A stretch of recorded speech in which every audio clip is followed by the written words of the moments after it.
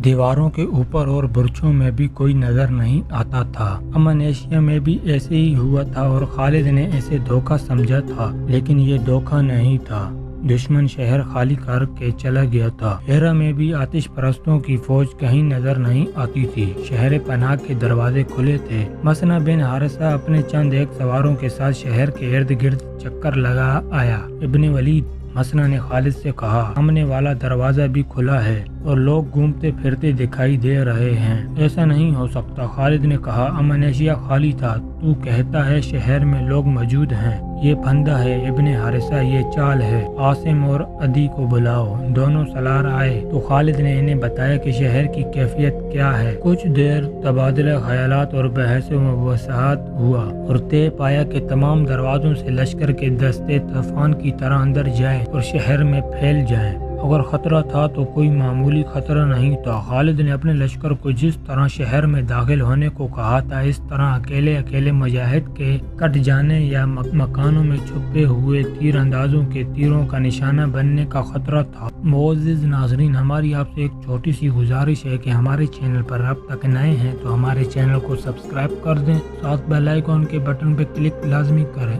और वीडियो को पूरा वॉच करें। लेकिन खालिद ने यह खतरा मोल ले लिया और लश्कर को शहर में दाखिल कर दिया। मुजाहिदीन दौड़ते हुए और घोड़े दौड़ाते हुए अंदर गए। शहर के लोग छुपने या भागने के बजाय बाहर आ गए। औरतें छतों पर चढ़ गईं। बाज लोग घरों में छुप गए थे और इन्होंने दरवाजे बंद कर लिए थे, लेकिन कत्लो वगारत और लूट मार ना हुई तो छुपे हुए लोग भी बाहर आ गए। खालिद ने सारे शहर में ऐलान कराया कि जिस घर में आतिश परस्तों के लश्कर का कोई आदमी हुआ उसे घर से निकाल दो। किसी मकान से एक भी तीर आया, इस मकान को आग लगा दी जाएगी। शहर के मुअज़्ज़िन और सरकर्दा अफराद का एक वफ्द खालिद के पास आया और बताया कि शहर के किसी भी घर में फौज का कोई आदमी नहीं। फौज कहाँ गई? खालिद ने पूछा। मैदान चली गई। वफ्द के सरदार ने कहा, हाकिम आजादबा कहाँ है? वो भी चला गया है। खालिद को जवाब मिला। मुझे कौन यकीन दिला सकता है कि हमारे साथ धोखा नहीं होगा? खालिद ने पूछा। कौन मान सकता है कि हाकिम भी चला जाए, फौज भी चली जाए और रियाया अपने दुश्मन की फौज को अपने शहर में देखकर भी अमन और अमान से रहे और इसे अपने दुश्मन का कोई खौफ ना हो? हम सलार मदीना को यही यकीन दिलाने आए हैं कि हिरा के रियाया अमन और अमान से रहेगी और अमन और अमान की दरख्वास्त करती है। वफ़द के सरदार ने कहा, धोखा आपके साथ नहीं होगा, धोखा हमारे साथ हुआ है। जिस रियाया को इसका हक्म और फौज दुश्मन के रहम व करम पर छोड़ जाए, वो रियाया दुश्मन को दोस्त बनाने की कोशिश करेगी, दुश्मन को धोखा देने का खतरा मोल नहीं लेगी। हम इस फौज का साथ नहीं दे सकते जिसने काज़मा में शिकस्त खाई, पुलिस से भागी, अमन एशिया जैसा शहर खाली करके भाग गई और ये इतना बड़ा शहर और अपनी रियाया को छोड़कर भाग गई है। तुम क्या चाहते हो? खालिद ने पूछा। अमन, वफ्द के सरदार ने जवाब दिया। शहर के बाशिंदे अमन की और अपने जानो व माल की और इज्जत की तहफ़्फ़ुज़ की कीमत देंगे। हम कीमत नहीं लिया करते। खालिद ने कहा, खुदा की कसम अमन के जवाब में अमन देंगे। क्या मेरे लश्कर के किसी एक भी आदमी ने किसी के घर से कोई चीज उठाई है, किसी की इज्जत पर हाथ डाला है? नहीं। वफ्द के सरदार ने कहा, हम सिर्फ इस शहर के अमवाल को माल गनीमत समझते हैं जिसके बाशिंदे भाग गए हों। खालिद ने कहा, तुम अपने घरों में मौजूद थे और तुम हमारे मुकाबले में भी नहीं आए, इसलिए ये मेरा फर्ज है कि मैं इस शहर के बाशिंदे को अपनी पनाह में ले लूं और मैं इसकी कोई कीमत ना लूं। जाओ, अमन से आए हो तो अमन से जाओ। बेशक ये है वो ताकत जो आपको हर मैदान में फतह देती है। वफ्द के सरदार ने कहा, तारीख में ऐसा कोई इशारा नहीं मिलता कि खालिद ने हिरा के बाशिंदे को कबूल इस्लाम की दावत दी थी या नहीं। अलबत्ता ये शहादत बड़ी साफ मिलती है कि हिरा के बाशिंदों को ये तवक्का थी कि मुसलमानों की फौज इनके घर लूट लेगी और इनकी खूबसूरत औरतों को अपने कब्जे में ले लेगी, लेकिन मुसलमान सिर्फ इनके घरों में गए भी तो सिर्फ ये देखने के वहाँ फारस के सिपाही न छुपे हों। हिरा वालों ने जब मुसलमानों का ये किरदार देखा और खालिद ने इन्हें यकीन दिलाया कि इस शहर के बाशिंदे मुसलमानों की पनाह में हैं, तो वो इतने मुतासिर हुए कि बाज़ ने इस्लाम कबूल कर लिया। खालिद को خالد کو ہیرا کے لوگوں سے ایک یہ فائدہ بھی ملا کہ 9 مسلموں نے اور ایک دوسر قرضہ افراد نے بھی خالد کو بڑی قیمتی معلومات دی۔ ہیرا آپ کا ہے، ہیرا کے ایک سردار نے خالد سے کہا، لیکن آپ اس شہر پر قبضہ کر کے امن سے نہیں رہ سکیں گے۔ آپ کو شاید یہ معلوم ہوگا کہ ہیرا کے ارد گرد 4 قلعے ہیں جن کے قلعے دار مختلف قبیلوں کے سردار ہیں اور ہر ایک قلعے میں عیسائی عربوں کی فوج موجود ہے۔ اگر ہم نے فارس کے نامور سالاروں کو شکست دے دی ہے تو ان قلعے داروں کو شکست دینا شاید مشکل نہ ہوگا۔ خالد نے کہا اور پوچھا، قلعوں کی فوجیں لڑنے میں کیسی ہیں؟ ہر ایک سپاہی جان لڑا دے گا۔ ماجوسی سردار نے کہا، ہم ان فوجوں کو فارس کی فوجوں کی نسبت زیادہ طاقتور اور جری سمجھتے ہیں۔ خالد کو ان 4 قلعوں کی جو معلومات بتائی گئی وہ یوں تھی۔ ہر قلعے کا اپنا ایک نام تھا۔ ایک قلعے کا نام کسرے بیت تھا، اس کا قلعے دار ایاس بن قبضیہ تھا۔ دوسرے قلعے کا نام کسر العہد سین تھا، عدی بن عادی اس کا قلعے دار تھا۔ تیسرے قلعے کا نام کسرے بنو مازان اور قلعے دار کا نام ابن عقال تھا۔ چوتھے قلعے کا نام قلعے دار کے نام پر تھا۔ قلعے کا نام کسرے ابن بکیلا تھا، جبکہ اس کا قلعہ دار عبد المسیح بن عمرو بن بکیلا تھا۔ خالد نے اپنے سالاروں کو بلایا اور انہیں بتایا کہ ان قلعوں کو فتح کرنا لازمی ہے، ورنہ ہیرا پر ہمارا قبضہ نہیں رہ سکے گا۔ اسلام کی عسکری روح یہی ہے کہ جہاں سے خطرے کی بو آئے وہاں حملہ کر دو۔ دشمن کے چیلنج کو قبول کرنا اور تیاری کی حالت میں اس پر جا پڑنا اسلامی فن حرب و ضرب کی بنیاد ہے۔ اسی اصول کے تحت خالد نے اپنے سالاروں کو بتایا کہ کون کس قلعے پر حملہ کرے گا۔ کسرے ابیس پر حملہ کرنے کے لیے زرار ابن الازور کو حکم دیا گیا۔ ان کے ہم نام زرار ابن خطاب کو کسر العہد سین پر حملہ کرنے کا حکم ملا۔ کسرے ابن بکیلا مسنا کے حصے میں آیا۔ خالد نے حکم دیا کہ ان قلعوں کو فوراً محاصرے میں لے لیا جائے۔ خالد نے سب سے پہلے 4 قلعہ داروں کو پیغام بھیجا کہ وہ اسلام قبول کریں یا جزیہ دیں۔ اگر دونوں صورتیں انہیں منظور نہیں تو مسلمانوں کی تلواریں سے کٹنے کے لیے تیار ہو جائیں۔ 4 قلعوں سے فوراً جواب آیا۔ تمام قلعہ داروں نے بڑی دلیری سے جواب دیا کہ وہ نہ اپنے قلعوں سے دستبردار ہوں گے نہ اپنے مذہب سے۔ 4 قلعوں پر مسلمانوں نے بیک وقت حملہ کیا اور قلعوں کو محاصرے میں لے لیا۔ فوراً ہی مجاہدین نے قلعوں میں داخل ہونے کی بڑی ہی دلیرانہ کوشش شروع کر دی، لیکن ہر قلعے کی فوج مجاہدین کی ہر کوشش کو ناکام کر رہی تھی۔ کسرے ابیس کے دفاع نے سالار زرار کو بہت پریشان کیا۔ قلعے کی دیواروں سے عیسائیوں نے تیروں کا مہ برسا دیا۔ مسلمان دیوار کے قریب جانے سے بے بس ہو گئے۔ قلعے کی دیوار پر ایک منجنیق تھی جس سے مٹی کے بڑے بڑے گولے مسلمانوں پر پھینکے جا رہے تھے۔ سالار زرار نے قلعے کے چاروں طرف گھوڑا دوڑا کر دیکھا، کسی بھی طرف سے قلعے کو سر کرنے کا امکان نظر نہیں آتا تھا۔ منجنیق مٹی کے خشک گولے بڑے تیزی سے پھینک رہی تھی۔ سالار زرار نے ایسے تیر اندازوں کو الگ کیا جو جسمانی لحاظ سے توانا تھے۔ ان سب کو زرار نے حکم دیا کہ منجنیق کے جس قدر قریب جا سکتے ہیں چلے جائیں اور بیک وقت منجنیق جلانے والوں پر تیروں کی بوچھاڑیں ماریں۔ تیر انداز جوش و خروش سے آگے بڑھے اور اوپر سے ان پر تیروں کی بوچھاڑیں آئیں اور اس کے ساتھ ہی منجنیق کے پھینکے ہوئے مٹی کے گولے بھی آنے لگے۔ کئی مجاہدین تیروں سے شدید زخمی ہو گئے، لیکن اتنے زیادہ تیر بھی ان کا حوصلہ نہ توڑ سکے۔ زرار کے بعض تیر انداز اس حالت میں آگے بڑھتے گئے کہ ان کے جسموں میں 2-2 3-3 تیر اترے ہوئے تھے۔ ان سب نے منجنیق جلانے والوں پر تیر چلائے۔ منجنیق بالکل سامنے تھی، اس سے مٹی کے گولے پھینکنے والے تقریباً تمام کے تمام تیر کھا کر گرے اور منجنیق کے گولے بند ہو گئے۔ مسلمان تیر اندازوں نے حکم کی تحمیل کر دی تھی جو انہیں ملا تھا۔ انہوں نے منجنیق کو بیکار کر دیا تھا، پھر بھی وہ واپس نہ آئے۔ انہوں نے قلعے کے تیر اندازوں پر تیر برسانا شروع کر دیے۔ فضا میں اڑتے تیروں کے سوا کچھ اور نظر نہ آتا تھا۔ ان مجاہدین کی سرفروشی کو دیکھتے ہوئے کئی اور تیر انداز آگے چلے گئے۔ یہ تیروں کی جنگ تھی جس میں دونوں طرف کے آدمی تیروں کا شکار ہو رہے تھے۔ سالار زرار نے جب اپنے ان تیر اندازوں کی بے خوفی دیکھی تو وہ قلعے کے ارد گرد گھوم گیا اور اس نے تیر اندازوں سے کہا کہ وہ اور قریب سے تیر چلائیں۔ باقی 3 قلعوں کی کیفیت بالکل ایسی جیسی تھی۔ عیسائی بے جگری سے مقابلے کر رہے تھے۔ مسلمان گھوڑ سوار گھوڑے دوڑاتے ہوئے دیوار کے قریب جاتے اور دوڑتے گھوڑوں سے تیر چلا کر آگے نکل جاتے۔ اس طرح مسلمان سواروں کو یہ فائدہ حاصل ہوتا تھا کہ وہ تیروں کا نشانہ بننے سے بچ جاتے تھے۔ اس کے باوجود سوار تیروں سے زخمی ہوئے۔ بعض مجاہدین نے یہاں تک بے جگری کا مظاہرہ کیا کہ وہ دروازوں تک چلے گئے اور انہوں نے دروازے توڑنے کی کوشش کی، لیکن قلعوں کے دفاع میں لڑنے والوں نے اس سے زیادہ بے جگری کے مظاہرے کیے۔ دیواروں سے تیر برسانے والے جتنے تیر انداز مسلمانوں کے تیروں سے گرتے تھے اتنے ہی تازہ دم تیر انداز ان کی جگہ لے لیتے تھے۔ خالد ہر قلعے کے ارد گرد گھوڑا دوڑاتے،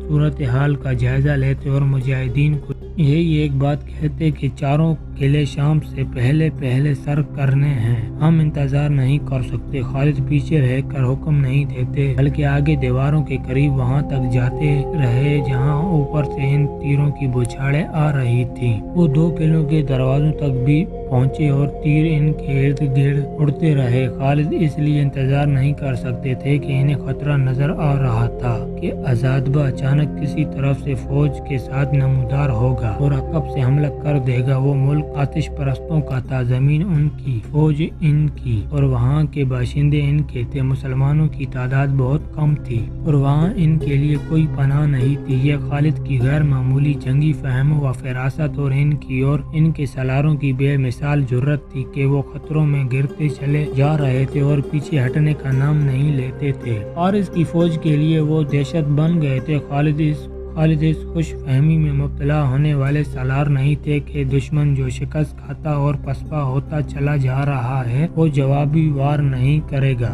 وہ ان 4 قلعوں کو یا پھندا یا جال میں دانا سمجھ رہے تھے۔ انہوں نے دیکھ بھال کے لیے دور دور آدمی بھیج رکھے تھے جو بلند جگہ یا درختوں پر چڑھ کر ہر طرف دیکھ رہے تھے۔ ان کے لیے یہ حکم تھا کہ دور سے انہیں کوئی فوج آتی نظر آئے تو خالد کو فوراً اطلاع دیں۔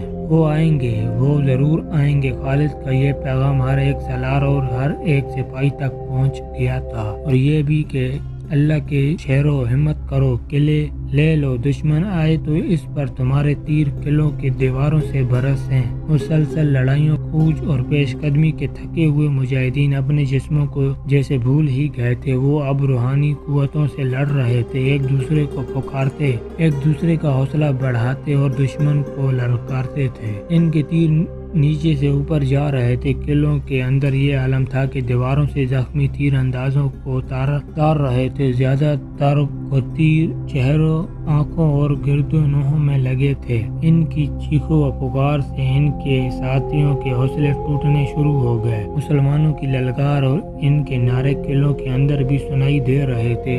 ان سے قلعہ بند لوگوں پر خوف طاری ہو رہا تھا۔ وہ سمجھ رہے تھے کہ قلعوں کو بہت بڑے لشکر نے محاصرے میں لے رکھا ہے۔ مورخوں کے حوالوں سے محمد حسین ہیکل نے لکھا ہے کہ 4 قلعوں میں پادری اور دیگر مذہبی پیشوا تھے۔ انہوں نے دیکھا کہ دیواروں سے اتنے زیادہ زخمی اتارے جا رہے ہیں تو وہ قلعے داروں کے پاس گئے۔ تاریخ میں صرف ایک قلعے کے اندرونی کیفیت ذرا تفصیل سے ملتی ہے۔ یہ قلعہ کسر ابن بکیلہ تھا، جس کا قلعہ دار عبدالمسیح بن عمرو بن وکیلہ تھا۔ عبدالمسیح کے متعلق یہ بتانا ضروری ہے کہ وہ کوئی معمولی سا قلعہ دار نہ تھا۔ اسے عراق کا شہزادہ بھی کہا گیا تھا۔ عراق پر آتش پرست قابض ہو گئے مگر عبدالمسیح کے باپ دادا نے یہ قلعہ اپنے پاس رکھا تھا۔ شہنشاہ فارس کی طرف سے اسے کوئی اختیار حاصل نہ تھا، لیکن وہ خود مختار بنا ہوا تھا۔ اس نے باقی قلعہ داروں کو بھی اپنے ماتحت رکھا ہوا تھا۔ وہ غیر معمولی طور پر دانشمند تھا،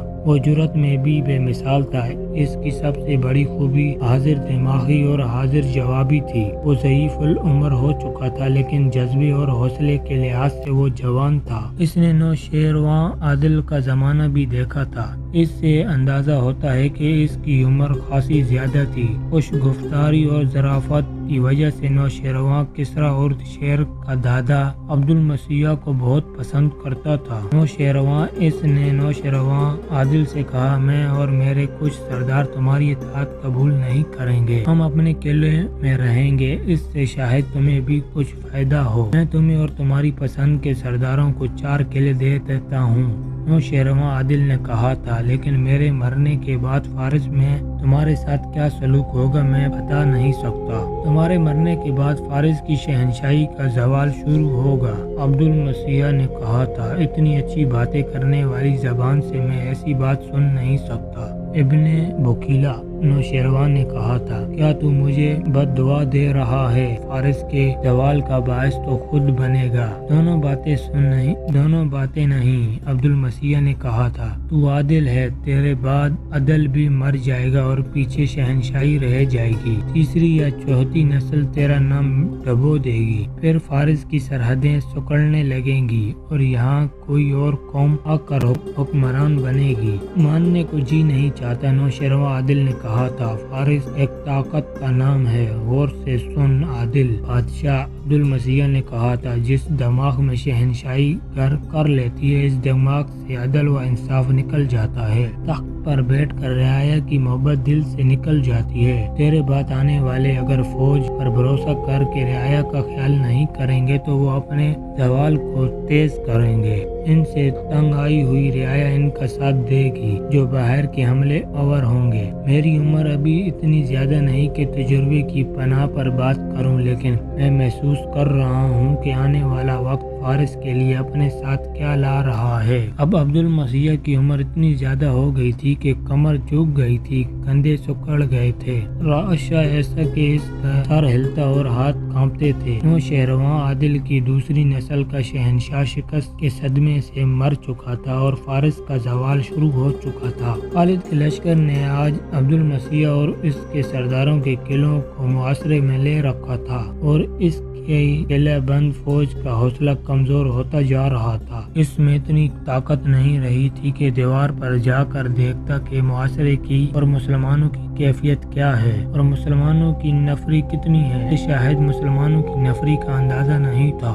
مسلمان صرف 18,000 تھے اور انہوں نے 4 قلعوں کو محاصرے میں لے رکھا تھا، بلکہ بڑھ بڑھ کر حملے کر رہے تھے۔ عبد المسیح اپنے محل میں گیا تو وہ پادری اس کے انتظار میں کھڑے تھے۔ کیا گرجے میں اپنی فتح اور دشمن کی تباہی کی دعائیں ہو رہی ہیں؟ عبد المسیح نے پادریوں سے پوچھا۔ ہو رہی ہے، بڑے پادری نے جواب دیا۔ اور تم یہاں کیوں آ گئے ہو؟ عبد المسیح نے کہا، جاؤ اور گرجے کے گھنٹوں کو خاموش نہ ہونے دو، ہم اپنی فوج اور لوگوں کو قتل عام سے اور ان کے گھروں کو لوٹ جانے سے بچانے آئے ہیں۔ بڑے پادری نے کہا، کیا آپ نہیں دیکھ رہے کہ ہمارے کتنے سپاہی زخمی اور ہلاک ہو چکے ہیں؟ کیا آپ دشمن کی للکار اور اس کے نعرے نہیں سن رہے ہیں؟ کیا تم مجھے یہ کہنے آئے ہو کہ میں ہتھیار ڈال دوں؟ آپ کی جگہ کوئی اور قلعے دار ہوتا تو ہم ایسا مشورہ کبھی نہیں دیتے۔ دوسرے پادری نے کہا، لیکن آپ دانشمند اور تجربے کار ہیں،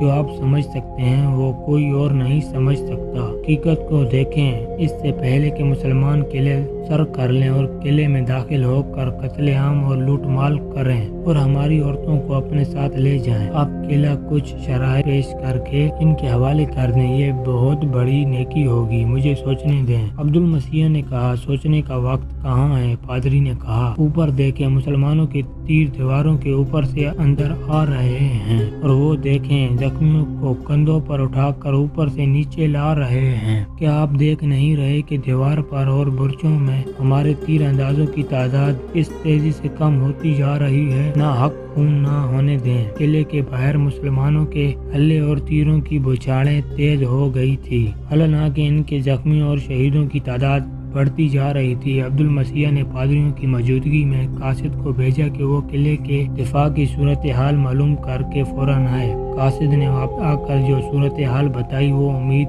افزا نہیں تھی۔ دوسرے قلعوں کی کیفیت بھی ایسی ہی تھی جو عیسائیوں کے حق میں نہیں جاتی تھی۔ قلعے کا دروازہ کھول گیا، ایک ضعیف العمر آدمی گھوڑے پر سوار बाहर निकला। इसके साथ 2-3 सरदार थे। इनमें से एक सरदार ने बुलंद आवाज से कहा कि वो दोस्ती के पैगाम लेकर बाहर निकले हैं। इनके पीछे किले का दरवाजा बंद हो गया। हम तुम्हारे सालार से मिलना चाहते हैं, अब्दुल मसीह के इस सरदार ने बुलंद आवाज से कहा। दीवार से तीर आने बंद हो गए थे। मुसलमानों ने भी तीर अंदाजी रोक ली। खालिद को किसी ने बताया कि दुश्मन बाहर आ गया है। कौन है वो? खालिद ने पूछा। किलेदार अब्दुल मसीह खुद आया है। खालिद को जवाब मिला। इसे कहो मुझे इसे मिलने की कोई ख्वाहिश नहीं। खालिद ने कहा, मैं जानता हूँ वो इन सब का सरदार है। इसे कहो कि शाम तक बाकी तीनों किलेदारों ने भी हथियार न डाले तो हम इन्हें इस हाल तक पहुँचा देंगे जिसमें वो हमारी हर शर्त कबूल करने पर मजबूर हो जाएंगे। किसी एक को भी जिंदा नहीं छोड़ा जाएगा। जब अब्दुल मसीह को खालिद का ये पैगाम मिला तो वो जान गया कि फतह आखिर मुसलमानों की ही होगी। इसने इसी वक्त अपने सरदारों को दूसरे किलों की तरफ दौड़ाया और दूसरे किलों के अंदर भी यही कैफियत थी जो अब्दुल मसीह के किले के अंदर थी। फौजों का हौसला कमजोर पड़ गया था और लोगों पर खौफ का हिरास तारी था। इन किलों के सरदार हथियार डालने के लिए तैयार थे, लेकिन कोई किलेदार ये नहीं चाहता था कि हथियार डालने में वो पहल करे और ये तोहमत इस पर लगे कि हथियार सबसे पहले इसने डाले थे, वरना कोई भी हथियार न डालता। अब्दुल मसीह का पैगाम मिलते ही इन्होंने तीर अंदाजी बंद कर दी और तीनों किलेदार बाहर आ गए। इन्हें खालिद के सामने ले गए। इस वक्त खालिद एक घने दरख्त के नीचे खड़े थे। क्या तुमने हमें कमजोर समझकर हमारा मुकाबला किया था? खालिद ने इन किलेदारों से कहा, क्या तुम भूल गए थे कि तुम अरबी हो? क्या तुम्हें यह भी याद नहीं रहा कि हम भी अरबी हैं? अगर तुम अजमी होते तो भी तुम्हें ये उम्मीद नहीं रखनी चाहिए थी कि तुम इस कौम को शिकस्त दे सकोगे जो अदल व इंसाफ में यकता है और जिसकी तलवार की दाग बैठी हुई है। तू जो कुछ भी कहना चाहता है कह सकता है, ज़ईफुल उमर अब्दुल मसीह ने कहा। तू फातेह है, हमें कुछ कहने का हक हासिल नहीं, क्योंकि हमने तेरे आगे हथियार डाल दिए हैं। मशहूर मौरख अबू यूसुफ ने खालिद और अब्दुल मसीह के मुकालमे लिखते हुए ये भी लिखा है कि अब्दुल मसीह इस कदर बूढ़ा हो चुका था कि इसकी बूंदें दूध की मानद सफेद हो चुकी थी और इतनी नीचे आ गई थी कि इनसे इसकी आंख ढक गई थी। इसी मौरख के मुताबिक खालिद अब्दुल मसीह से मुतासिर हुए। तुम्हारी उम्र कितनी है? खालिद ने अब्दुल मसीह से पूछा। 200 साल, अब्दुल मसीह ने जवाब दिया। खालिद ये जवाब सुनकर बहुत हैरान हुए। इन्होंने इस बूढ़े किलेदार को और ज्यादा गौर से देखा, जैसे इन्हें यकीन न आ रहा हो कि ये शख्स 200 साल से जिंदा है। किसी भी मौरख ने अब्दुल मसीह की सही उम्र नहीं लिखी। वाकयात से पता चलता है कि इसकी उम्र 100 साल से कुछ ऊपर थी। तूने बड़ी लंबी उम्र पाई है, खालिद ने कहा। ये बता कि इतनी लंबी जिंदगी में तुमने सबसे ज्यादा अजीब चीज क्या देखी है? नौशहरवां का अदल व इंसाफ, अब्दुल मसीह ने जवाब दिया। इस दौर में हुकूमत इसकी होती है जिसके बाजू में ताकत और हाथ में तलवार होती है, लेकिन नौशहरवां ने अदल व इंसाफ के जरिए लोगों के दिलों पर फतह पाई। तुम कहते हो कि मुसलमान अदल व इंसाफ में यकता हैं। नहीं, मैं नौशहरवां को अदल मानता हूँ। तुम कहाँ से आए हो? खालिद ने अब्दुल मसीह से पूछा। कहाँ के रहने वाले हो? एक गाँव है, अब्दुल मसीह ने जवाब दिया। जहाँ तक कोई औरत भी सफर करे तो इसके लिए एक रोटी का एक टुकड़ा भी काफी होता है। क्या तुम नहीं हो? खालिद ने कहा। मैं पूछ क्या रहा हूँ और तुम जवाब क्या दे रहे हो? मैंने पूछा था कहाँ से आए हो? अपने बाप की रीढ़ की हड्डी से, अब्दुल मसीह ने जवाब दिया। तुम किलेदार बनने के काबिल कब हुए थे? खालिद ने झुंझला कर कहा। मैंने पूछा है तुम कहाँ से आए हो? अपनी माँ के रहम से, अब्दुल मसीह ने जवाब दिया। खालिद ने जब देखा कि इस बूढ़े का बोलने का, सोचने का और जवाब देने का अंदाज मज़हका खैज सा है तो इन्होंने तफरीयां तब के लिए इससे ऐसे ही सवाल करने शुरू कर दिए जो सवालों व जवाब तकरीबन तमाम मौरखों ने लिखे हैं। तुम कहाँ जाओगे? खालिद ने पूछा। आगे को, अब्दुल मसीह ने जवाब दिया। तुम्हारे आगे क्या है? आखिरत, अब्दुल मसीह ने जवाब दिया। तुम जानते हो कहाँ खड़े हो? खालिद ने पूछा। जमीन पर, अब्दुल मसीह ने जवाब दिया। खालिद इसकी बेरुखी और लापरवाही देखकर इसे ये एहसास दिलाना चाहते थे कि वो फातेह सलार आला के सामने खड़ा है।